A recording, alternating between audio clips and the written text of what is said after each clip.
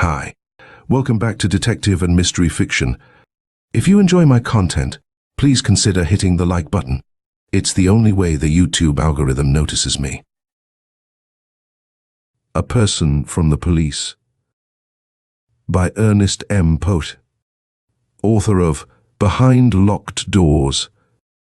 Detective Story Magazine, January 6, 1920. With a hint of sullen reluctance, Steward Lancaster opened the door of the doctor's waiting room. He was a lean, hard-bitten old gentleman with a red Venus face and a gaunt, red, wrinkled neck. Rather like a turkey gobbler's, by no means a handsome man, yet not entirely undistinguished, with a look about him of hard driving power. Glancing at his set face, one might have said that here was a man of unquestioned force, and then, on closer scrutiny, have doubted it after all. For his craggy features were marred and seamed with the deep-etched lines of passion uncontrolled. Such was the man who pushed open the door of Dr. Durand's waiting room and glanced within, a look of sulky defiance in his hot grey eyes. He detested doctors, regarding them with the cynical suspicion of one who has seldom needed their services. Only the increasing frequency of those attacks of dizziness, weighing the advice of his tired, colourless wife, had driven him here at last. The door to the consulting room was closed. Evidently, Dr. Durand was closeted with a patient. Lancaster glanced about. It was nearing 7. The doctor's evening office hour was almost over. There were only 2 ahead of him, and they seemed to be together. Perhaps he would not be late to dinner after all.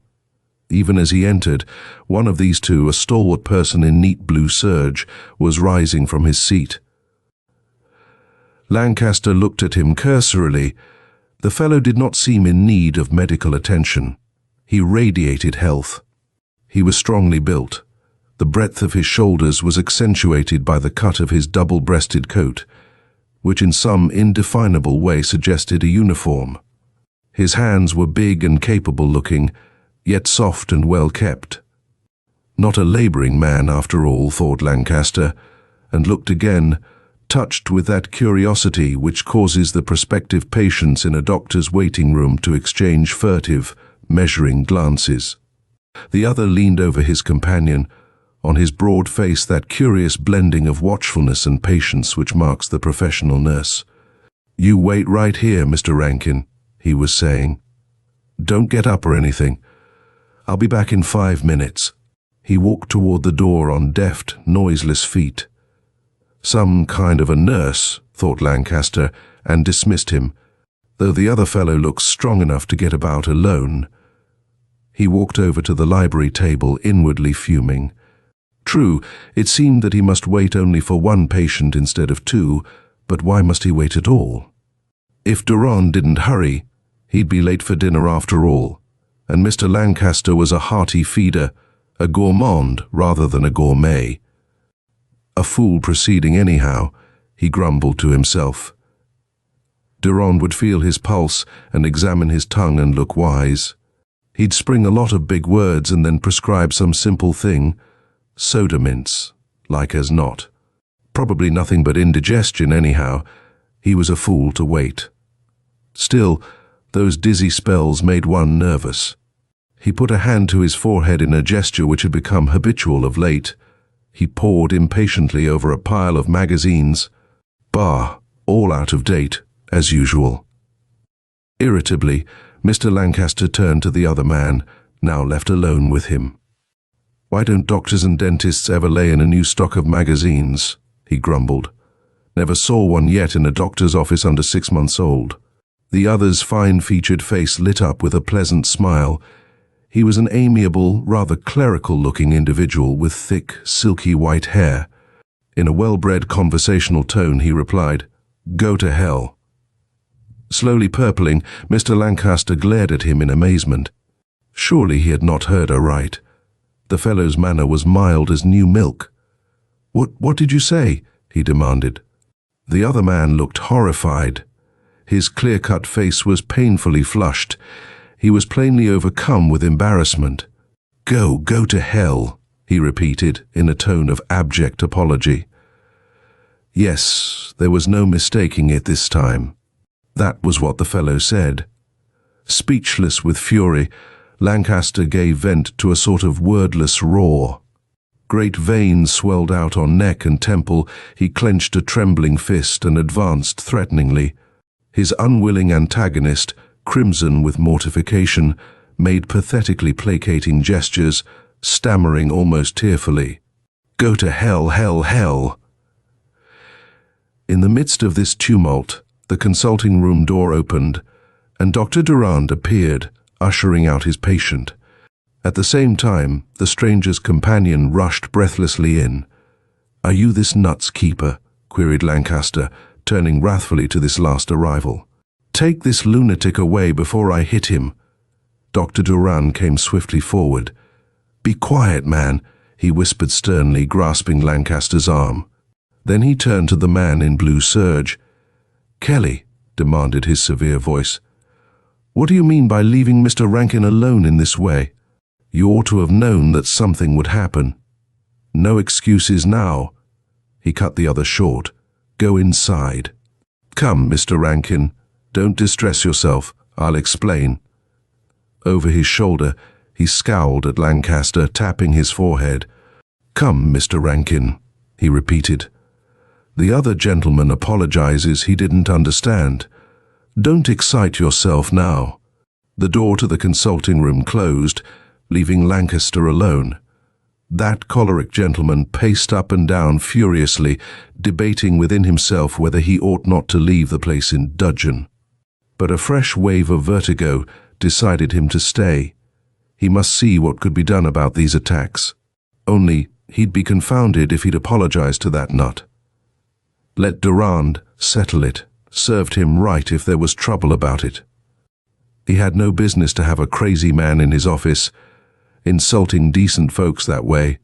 So Mr. Lancaster was in a highly aggrieved state when the inner door opened 15 minutes later, and Mr. Rankin emerged, followed by a chastened attendant. He did not demand an apology. The poor man was still agitated and tearful. He glanced timidly at Lancaster, scowling in his corner, and murmured a deprecatory something under his breath. It sounded very like, "Go to hell." "Bah!" said Lancaster explosively, and tossed aside a year-old copy of the magazine he had been thumbing. Still fuming with rage, he entered the consulting room and faced Dr. Durand. That calm, bearded person looked at him in frank disapproval. "You've muddled Rankin up for a week now," said he severely. "You ought to have more sense. Poor chap. He has a motor aphasia. 4 months ago he had a slight stroke. A tiny clot of blood lodged in his brain and cut off the nerve fibers which run to the speech center, disconnecting it from the part of the brain where ideas are made into words. So he can think clearly just what he wants to say, but he can't telegraph his thoughts to his lips and tongue. The wires are down. And, as sometimes happens in such cases, the speech center has still the power to produce 2 or 3 words, often the last words the patient used before the shock, though I hope not in this case." He smiled slightly. "You see, Rankin's a clergyman. Well, anyway, his speech center is set, like a phonograph with the top locked. He can't change the record. Whenever his brain makes up a speech and tries to telegraph it down to Broca's convolution, the same thing happens. He says, 'Go to hell.' It's pitiful, isn't it?" Mr. Lancaster grunted irritably. His late encounter still rankled. "I thought the fellow must be crazy," he grumbled. "No," said the doctor sharply. "He's not crazy. He's as sane as you are. He understands everything you say, and he can write his thoughts perfectly well. It's only that he can't talk. Whatever he tries to say, his mental phonograph can only play over the same record. His mind's all right. It's only that his lips and tongue have forgotten how to say any other words." Lancaster grunted again. He wasn't particularly interested in this explanation. "Well, anyhow," he contended, "such people ought to be kept locked up." Dr. Durand made no comment, but he looked coldly at his patient, bearded lips compressed in disapproval. "Perhaps," he agreed, distantly courteous. "What can I do for you, Mr. Lancaster?" "Why," explained the other, "my wife made me come. I think it's all foolishness myself. Been working too hard or something." The doctor glanced at his watch. Lancaster scowled and came to the point. "You see, doctor, I have a good deal of headache, especially in the morning. And if I stoop over or stand up too quick, it makes me dizzy. I have noises in my head and sometimes a little click, as if something broken loose there. And then I'll be dizzy for a minute, and if I'm talking I get stuck. I can't just seem to find the right words for a minute. And my wife says I have spells of just staring, as if I was unconscious, and she can't make me understand anything she says. Of course, that last is absurd. She exaggerates, you know how the women are." "Ah," replied Dr. Durand non-committally. "Let's have a look at you. No, take your shirt right off. I want to go over your chest." Suppressing a protest, Lancaster stripped to the waist, exposing a lean chest. Dr. Durand looked with professional approval at the thick, corded muscles. "Well set up for a man of, let me see. It must be nearly 65, he commented, producing his stethoscope. 67, corrected Lancaster reluctantly. He did not like to mention his age. The thought of it annoyed him. He was no grandpa. He could still enjoy a cold bottle and a gay time with the best of them. Thumping and listening, Dr. Durand went over heart and lungs with care, and at last wrapped the rubber band of a sphygmomanometer about Lancaster's left upper arm. "I'm going to take your blood pressure," said he, adjusting rubber tubes. With a little air pump, he inflated the hollow armband, eyes upon the wavering column of mercury in a U-shaped glass tube. Then, with stethoscope applied to the artery at the bend of his patient's elbow, he released the air pressure little by little. Lancaster watched the mercury column dropping slowly in response, until at last it remained stationary against a graduated slide, only moving up and down with each heartbeat. "Ah," said the doctor gravely, and repeated the process. It seemed to Lancaster, watching uneasily, that the mercury stood pretty near the top of the graduated scale. He wondered what that might mean, oppressed as we all are by the mysteries of medical apparatus. "Ah," repeated the doctor, upon a rising note. "It's no wonder you've had headaches and dizzy spells, Lancaster. Blood pressure 265, more than double the normal. Dear me, dear me." "I'll give you a prescription," he went on placidly.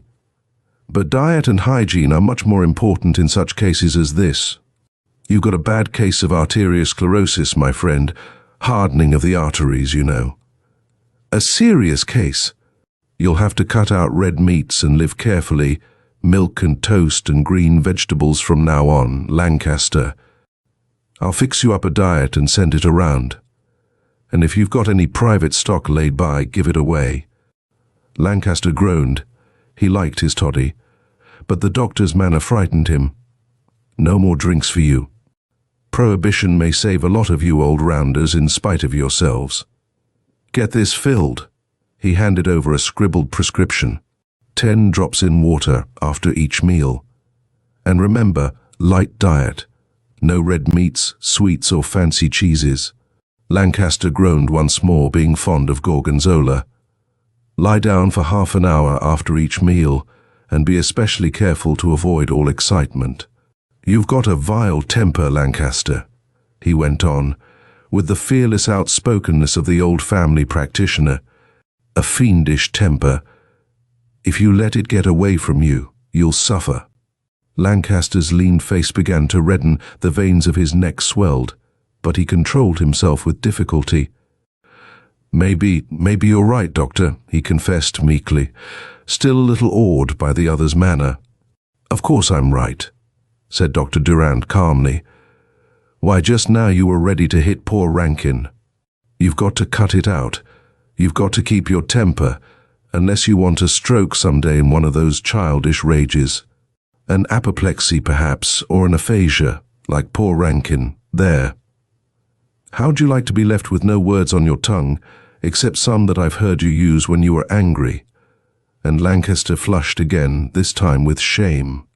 For he was foul-mouthed in his tempers.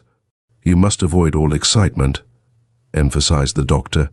"Worry, temper, any severe nervous strain may bring on an apoplexy at any time.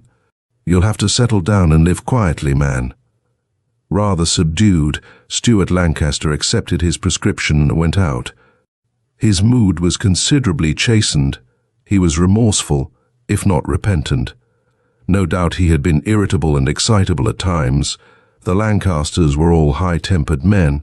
There was his grandfather, who, at the age of 70, had given an erring truck driver a severe beating.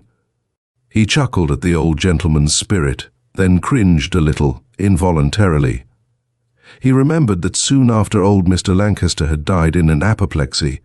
Well, he would reform. He hadn't really a bad temper. Like that, anyhow, he was merely a trifle hasty at times. He would control himself, and on this resolve he turned his steps homeward, remembering to walk slowly, although it was already past his dinner time. Well, what difference did it make? He couldn't eat anything but gruel anyhow. Already he felt older and more feeble. His temples pounded dizzily. He was a sick man. He was convinced of that, and pitied himself accordingly.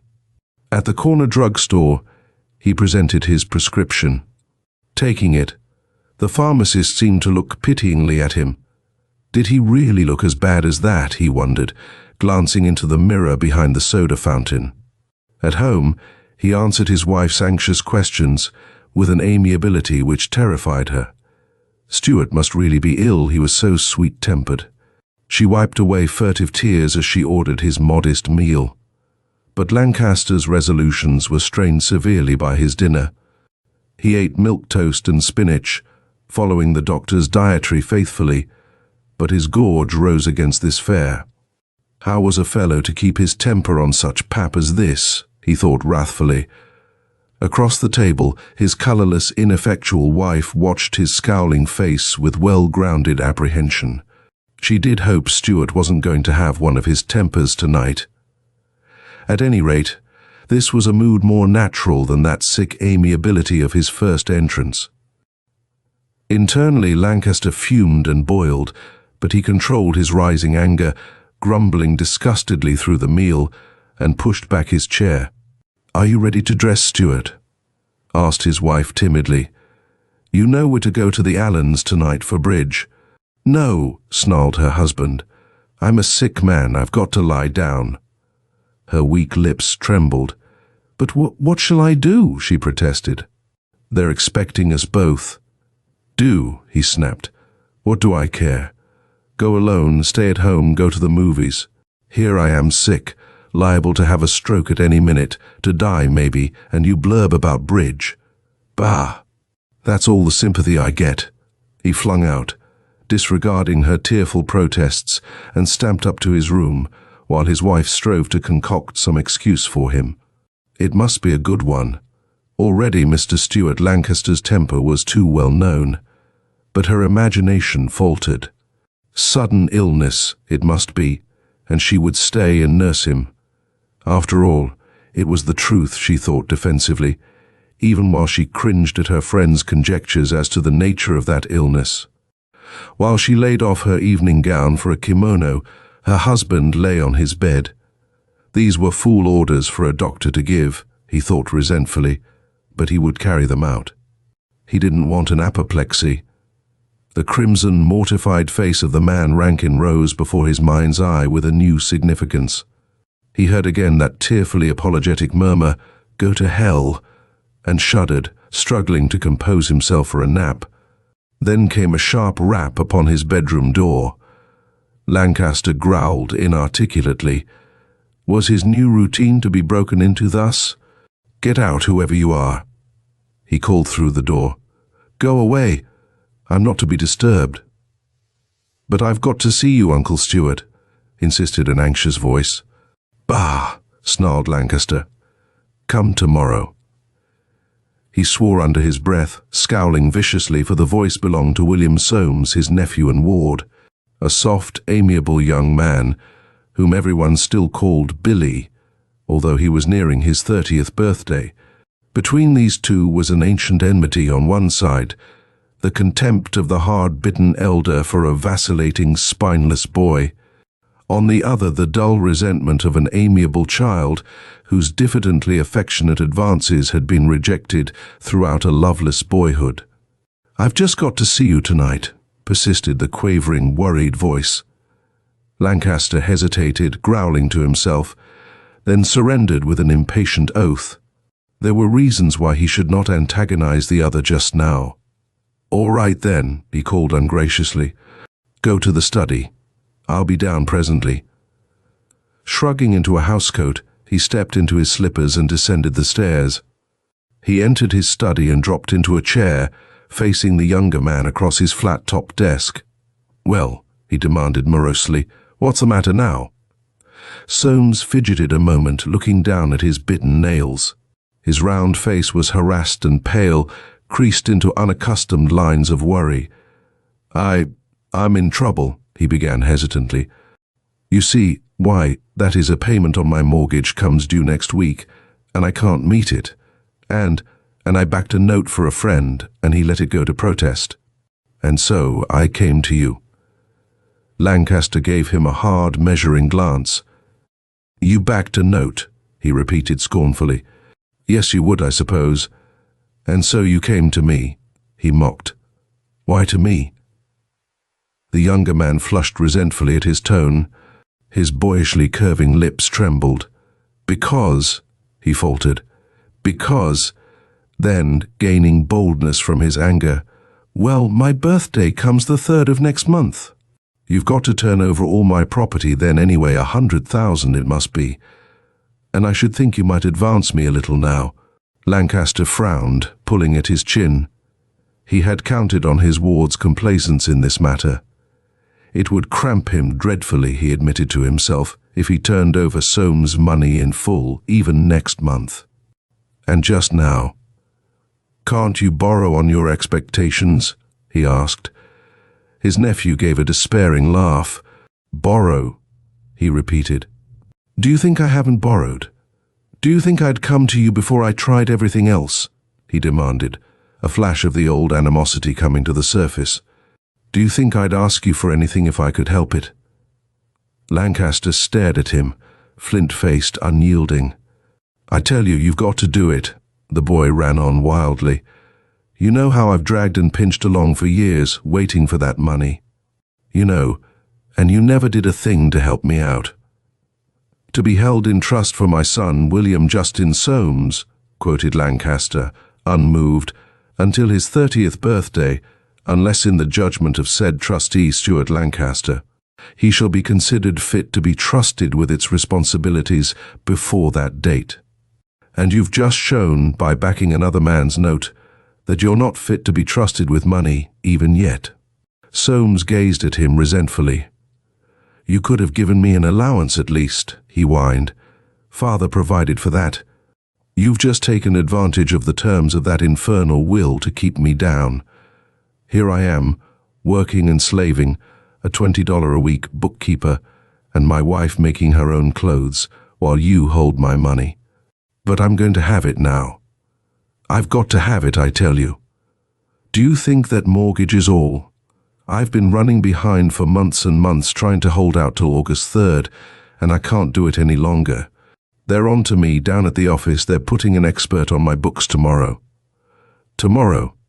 Do you hear?" His voice broke thickly. "It means disgrace, jail. I can't stand it. Think of my wife."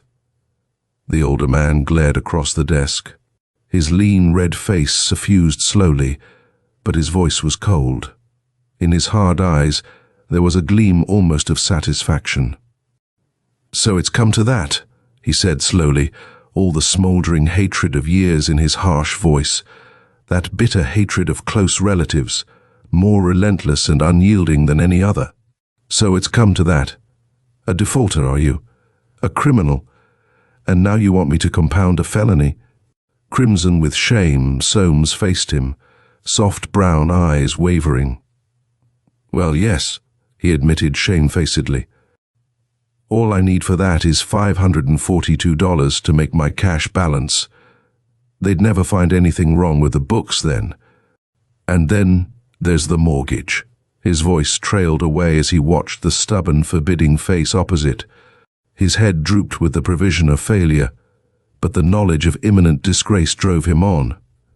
He drew a small revolver from his coat pocket and laid it on the desk before him. "Do you see that?" he demanded. "It's the only way out, unless you help me now, tonight. I won't go to jail, I can't. I tell you I can't." It was a hoarse, despairing scream. Lancaster watched this facile emotion with unconcealed contempt. "Put that thing away," he said with a sneer. "You haven't the nerve to use it anyhow." And Soames' unsteady brown eyes confirmed the truth of this. Seeing the other's futility, a bitter sense of wrong rose in Lancaster's breast. He reviewed their lifelong conflict of purpose and aspiration, seeing himself always right, the other always vacillating, unready, over-anxious to please. That his own sister, whom he had truly loved, should have had such a son as this. The thought burned in him, hardening his heart. "I might have expected this," he went on slowly. "Billy Soames, and the very name was a sneer. You're no good. You never were any good. Why should I lift you out of this scrape, only to have you get mixed up in a worse one? You've made your bed, now lie on it. You can talk to me about your money on the 3rd of August, not before." Soames goggled at him in pitiable agitation.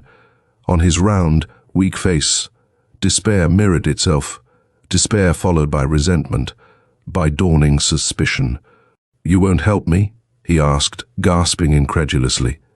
Lancaster shook his head stubbornly. "You won't help me? And then, you won't, can you?" No answer. "Have you spent my money?" asked the boy. Lancaster merely stared at him coldly, unwaveringly. Furious, shaking all over with the blind fury of a weak man, the younger man half rose, one trembling finger outthrust, just beneath his uncle's nose. "You won't help me," he repeated. "Do you know what I think?" His voice rose to a shout. "I think you've stolen my money, you old thief. Why, you're worse than I am. I always meant to be honest." His half-incoherent clamorings filled the room.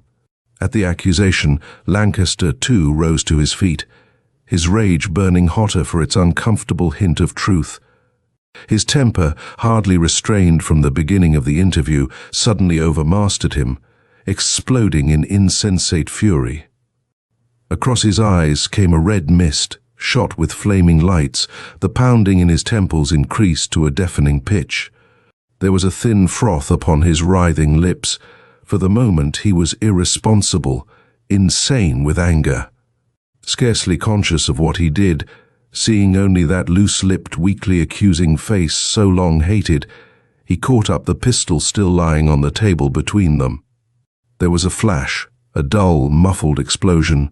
The look in the face so near his own changed slowly. Rage faded out, giving place to a mild wonder. Soames falteringly put a hand to his chest and brought it away, stained red. "Why?" said he childishly. "My fingers are all wet." Then he doubled forward, joint by joint, sliding gently from his chair to the floor, where he lay in a crumpled, pitiful heap, moveless and inert. So much Lancaster saw through a scarlet mist. Then his gust of passion blew itself out, leaving him spent and shaken, faintly nauseated, as he leaned over that quiet form.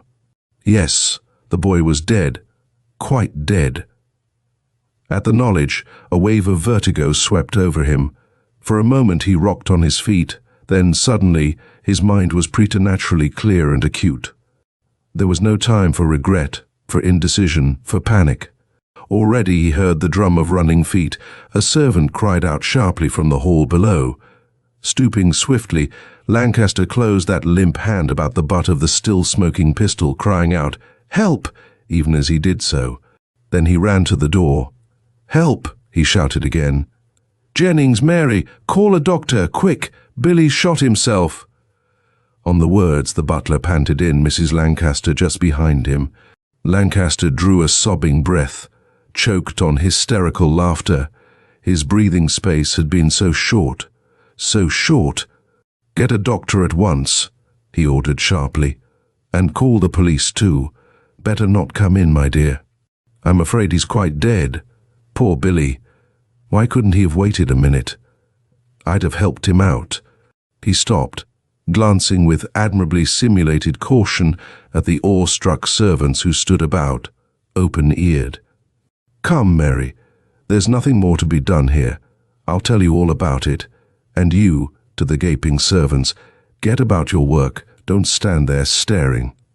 Presently, Jennings hurried in with a policeman. Dr. Durand was almost upon their heels. These received at once, pale and agitated, but evidently master of himself. "Poor boy," said he, while the doctor stooped over that still figure, and the policeman examined the little revolver. "Poor Billy. He told me he was in some sort of money trouble, said he'd be ruined, disgraced, and then he pulled out that pistol and shot himself right before me. Oh dear."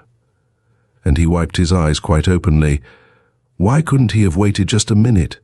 I'd have helped him, of course I'd have helped him, but he never gave me a chance." He told his story with incredible facility. It was accepted with incredible readiness. No one thought to question it. All deplored young Soames' hasty act, but even the reporters who soon began to gather seemed unsurprised. "Worked for Lancaster?" one asked. "Uh-huh. I heard talk today that there'd been a leak in that office. They've sent for a CPA to go over the books." "Do you know how much he was short, Mr. Lancaster?" So they scribbled busily, muttering among themselves. The story would have a dramatic touch. Good chance for some human interest, Aesop stuff, defaulting bookkeeper, a suicide on eve of fortune, and all that. Had Mr. Lancaster a photograph? No? Well, Soames' wife would have one, no doubt, and they'd be going there next anyway. As they satisfied themselves, they left one by one. The coroner's physician came and went. The dead man's body was removed to an undertaker's establishment, pending his wife's directions, and the house at last settled to quietness. It was near 12 when Stuart Lancaster returned to his bedroom and shut the door with a great relieved sigh. It was safely over at last. True, there was still his nephew's wife to see, but that must wait till morning. She lived far out in the suburbs. Lancaster's own illness and agitation would serve as an excuse. Besides, the reporters had gone there. She knew all about the unfortunate affair by this time. Lancaster groaned, cursing his temper, yet, so strangely as man constituted, he felt no regret, only fear that he might yet be found out. Young fool. He was better dead than getting into more trouble, and it would give a breathing space for the safer arrangement of the estate. Lancaster sighed again in relief, but his heart was pounding painfully. There was a dull ache over his eyes. Feeling the reaction of his terrible strain, he dropped down on the bed, fully dressed. Then came another rap on the door, sharp and insistent. So like the first rap that Lancaster sat up swiftly, while a wave of vertigo swept over him. "What is it?" he called tremulously. It was Jennings, the butler. "It's a person from the police, sir," he explained. "A detective named O'Connor. And he insists he must see you tonight, sir." "I can't see him," growled Lancaster. "I'm sick." Then he reconsidered. What was there to fear? This man would accept his story unquestionably, as had the others. Better get it over with. "Show him to the study," he ordered. "I'll be right down." He rose slowly and looked into his mirror. His face was gaunt and grey, bitten with deep lines of tension, but the lips were still firm. Satisfied, he tottered down the stairs, feeling old and spent. His heart still pounded uncomfortably, his temples throbbed. In the study, sitting in the chair where Billy Soames had sat only 3 hours ago, was a stout, mediocre-looking person with square-toed shoes. He was gazing meditatively down at the rug, which still showed a broad, sinister stain. Lancaster flinched involuntarily as his eyes followed the others. Then he pulled himself together and sat down in his own chair, across the wide desk. "Well," said he. The detective looked up with dull, dog-like brown eyes, and Lancaster's heart lightened. This man, he felt, would be easy to convince, much easier than those sharp, ferrety reporters. "Sorry to bother you so late, sir," he apologized. "But there's a kind of order we have to follow in these cases." "I suppose so," replied his host. "Have a cigar. You want me to tell you how it happened?" "Well, the boy came in after dinner. I was lying down. I'm not very well, but he insisted on seeing me, so I came down. He was all upset and half crying, said he was short in his accounts, and they'd send him to jail. And then he pulled out that gun and shot himself before I could say a word." "Uh-huh," said O'Connor. "Report from the coroner's office says there were powder marks on his coat, and the direction of the bullet was right and all, so he probably shot himself, as you say." "Of course he did. That's only my way of speaking, sir," he hastened to add, in answer to the other's menacing glare. "So that's all right. You his guardian?" "Why, yes," answered Lancaster, passing a hand over his forehead. The fellow was ridiculously gullible, he thought, even fearful of offending, but the continued strain was wearing on him. "Why, yes. That is, his father made me trustee of his property. Soames was to get control of it on his 30th birthday, next month." "Uh-huh. Seeing it was that way, I'd think you'd have helped him out." Lancaster looked grieved. "I'd have been glad to," he declared, "but he didn't give me time to offer. He didn't wait. I never dreamed of his shooting himself." That, at least, was true enough, he thought, chuckling inwardly. "Uh-huh," repeated the detective. "Bumped himself off in a hurry. They do sometimes, I suppose," he went on casually. "I suppose you got his money all ready to turn over?" "Yes," lied Lancaster firmly. As he spoke, a new dizziness seized him. Uncertainly, he put a hand to his forehead. Excuse me," he muttered a bit thickly. "This has been a great strain, I mean." "Of course," sympathized the detective. "Sorry I had to bother you. But," he persisted, laughing fatuously, "if you hadn't been all fixed with that money, it would have been kinda handy to have young Soames bump himself off that way, wouldn't it now?" along Mr. Lancaster's red, wrinkled neck. And in his hollow temples, great veins began to swell ominously. "What are you driving at, man?" he demanded, suddenly pounding the desk. "What do you mean by that, huh?" His speech was curiously thick and slurring. "Why?" replied the detective slowly. "Sorry to bother you about it, but the fact is, Mr. Lancaster, sir, Soames' wife, she claims he had no idea of using that gun. He just brought it along to make you think he meant it, to scare you, kinda. He talked it all over with her before he came. And she says," he hesitated, cracking great, knotted knuckles, "she says you must have shot him yourself. Poor Billy's never done it, says she."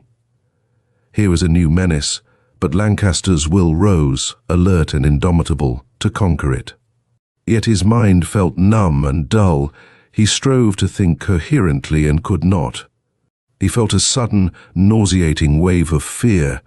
His sick brain seemed to race as the engine of a motor car races when one throws out the clutch. Painfully, he achieved a smile. "Absurd," he said, laughing thickly. "What an absurd accusation. I was angry with the boy for a minute, I admit. Perhaps I waited a breath too long before offering my help, and I blame myself for it. But as for saying that I shot him—" He broke off. Something clicked sharply in his brain, as though a spring had broken under tension. The room swam dizzily. The round, vacuous face before him seemed hazy, seen through a red mist. Then his vertigo passed. His reeling mind picked up the thread of his words. As for saying I shot him, of course nobody would believe that. His clear-thinking brain phrased it. But his lips, suddenly mutinous, repeated only, "Yes, I shot him." For a moment, Stuart Lancaster stared at the detective in unbelieving horror. His sick eyes dilated slowly. He gasped in panic, struggling to correct himself. "What a silly slip of the tongue," he would have said. But his rebellious lips repeated instead, "Yes, I shot him," as though they knew no other words. "Man," cried O'Connor excitedly, "do you know what you're saying?" Lancaster nodded painfully. Big drops of sweat stood out on his grey, working face, horribly distorted with the fear of a murderer accused, and with that deeper terror of a man suddenly unable to control his own tongue. "Yes," he croaked in agony. "Yes, I shot him. Shot him." Into his panic-stricken mind leaped the picture of that gentleman in Dr. Durand's office, who could say only "go to hell," and with it came the full vision of this grim trick which fate had played upon him. Stuart Lancaster burst into raucous, jangling laughter. "It's motor aphasia," he thought hysterically. But his lips repeated instead, "I shot him. Yes, I shot him." End of A Person from the Police by Ernest M. Poate.